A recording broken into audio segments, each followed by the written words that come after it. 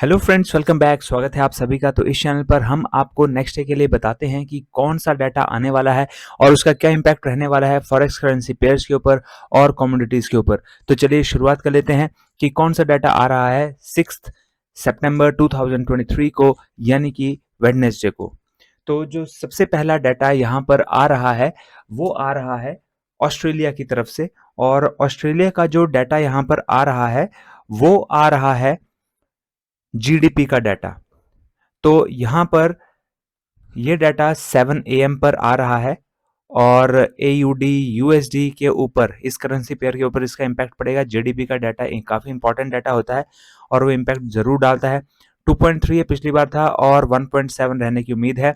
आप देख सकते हैं कि आज भी जो है एक इम्पॉर्टेंट डाटा आना था एयूडी यूएसडी में, और 10 बजे वो डाटा आना था। जो इंटरेस्ट रेट है, जो रिजर्व बैंक ऑफ ऑस्ट्रेलिया है उसका उनका जो इंटरेस्ट रेट है उन्होंने उसका डिसीजन लेना था। तो उसका जो डाटा यहाँ पर आया है वो काफ़ी ज़्यादा यहाँ पर उसने अच्छा मूव दिलाया है। मैंने आपको कहा था कि 10 बजे वो डाटा आएगा और 10 बजे के बाद आपको एक मूव ज़रूर देखने को मिल सकता है। तो आप देख सकते हैं,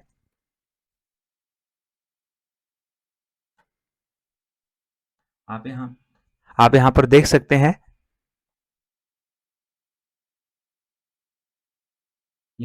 यहाँ पर कितना बड़ा मूव हमें देखने को मिला है। ये यहाँ पे वैसे ये नीचे को उसी टाइम ही आना शुरू हो गया था।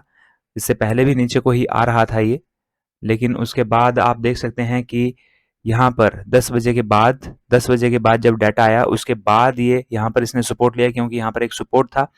और उसके बाद आप देख सकते हैं कि कितनी बड़ी गिरावट हमें देखने को मिली है यहाँ पर। ये देखिए कितनी बड़ी गिरावट यहाँ पर देखने को मिली है। काफ़ी नीचे उसके बाद ये गया है कंटिन्यूटी में। तो बहुत बड़ा मूव इस डाटा के बाद देखने को मिला था। तो जब इम्पोर्टेंट डाटा आता है तो उसके बाद मूव हमें ज़रूर देखने को मिलते हैं। और दोस्तों, जो स्ट्रैटेजी यहाँ पर मैं आपको पहले भी वीडियोस में बता चुका हूँ कि मैंने आपके लिए दो स्ट्रैटेजीज भी बनाई हुई हैं, 5 EMA की स्ट्रैटेजी और एक EMA प्लस वीवैप की स्ट्रैटेजी। दोनों की दोनों स्ट्रैटेजीज आपको यहाँ पर आई बटन जो है यहाँ पर मिल जाएंगी। और उन स्ट्रैटेजीज की हेल्प से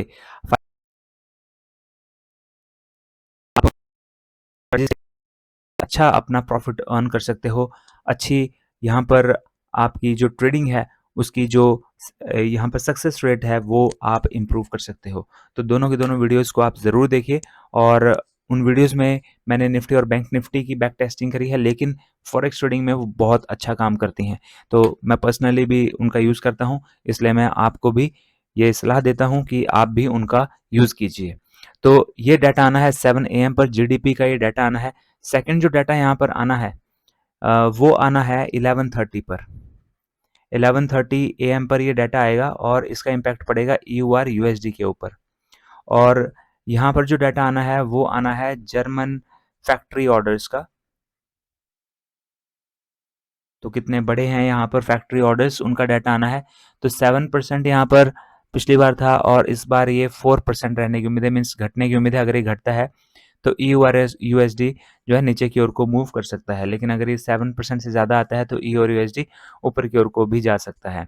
जो नेक्स्ट डाटा यहाँ पर आना है वो आएगा 2 PM पर, और इसका जो इम्पैक्ट पड़ेगा वो पड़ेगा GBP USD के ऊपर, क्योंकि जो डाटा आना है वो ब्रिटेन का डाटा आना है और ब्रिटेन का कंस्ट्रक्शन PMI का डाटा आना है। और 51.7 ये पिछली बार था, इस बार ये 50.7 होने की उम्मीद है। तो घटने की उम्मीद है। अगर ये घटता है तो GBP USD भी नीचे की ओर को मूव कर सकता है, लेकिन अगर ये उल्टा आता है 51.7 से भी ज़्यादा आता है तो GBP USD ऊपर की ओर को यहाँ पर जा सकता है। जो नेक्स्ट डाटा यहाँ पर आ रहा है वो आ रहा है 7:15 पर।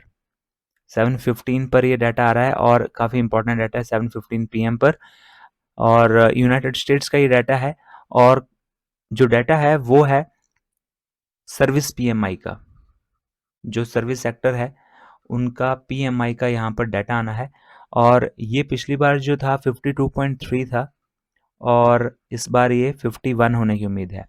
और ऐसा ही ऑलमोस्ट सेम डाटा दूसरी ऑर्गेनाइजेशन का 7:30 PM पर आएगा और वो भी यूनाइटेड स्टेट्स का ही, और ISM कहते हैं उसे, ISM non manufacturing PMI, non manufacturing यानी कि सर्विस ही हुआ। तो ISM नॉन मैन्युफैक्चरिंग PMI का डाटा आना है, यानी कि सर्विस PMI का ही है ये, और ये भी यहाँ पर 52.7 से 52.5 होने की उम्मीद है, मीन्स ये भी घटने की उम्मीद है, ये भी घटने की उम्मीद है, ये भी घटने की उम्मीद है। तो 715 पर आप नजर रखिए DXY के ऊपर, और अगर आपको 730 पर भी सेम वैसा ही डाटा मिलता है जैसा कि 715 पर आता है, यानी कि अगर ये घटा हुआ आता है, 51 से भी कम आता है, और यहाँ पर ये 52.5 से भी कम आता है, तो दोनों के दोनों डाटा एक ही तरफ को इंडिकेट होंगे, और उसके बाद हमें अच्छा मूव देखने को मिल सकता है DXY में।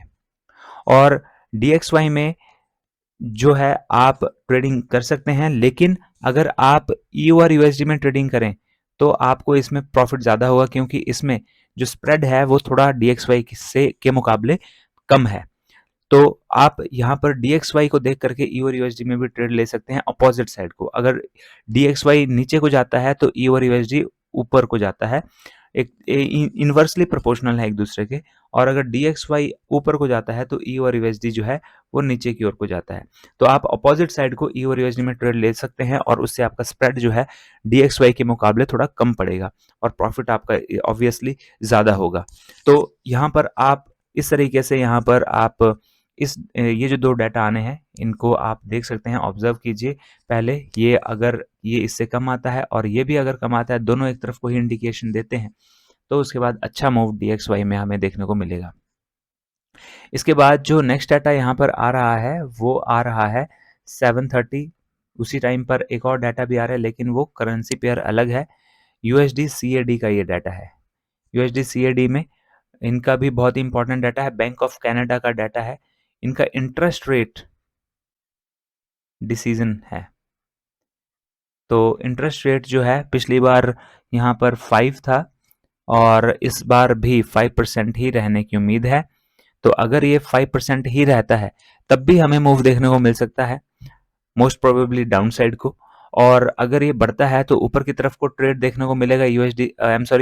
USD CAD में अपोजिट होगा, क्योंकि यहाँ पे आप देख सकते हैं कि USD जो है मेजर है यहाँ पर।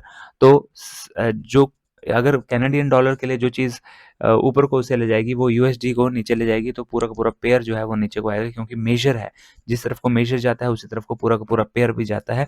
तो यहाँ पर अगर ये यहाँ पर अगर ये इससे ज़्यादा आता है तो USD CAD नीचे को जाएगा, लेकिन अगर ये इससे कम अगर होता है तो यहाँ पर USD CAD ऊपर की ओर को जा सकता है। और अगर ये सेम रहता है तो यहाँ पर मूव किसी भी साइड को आ सकता है, लेकिन मोस्ट प्रोबेबली USD CAD में हो सकता है कि ऊपर की ओर को मूव देखने को मिले।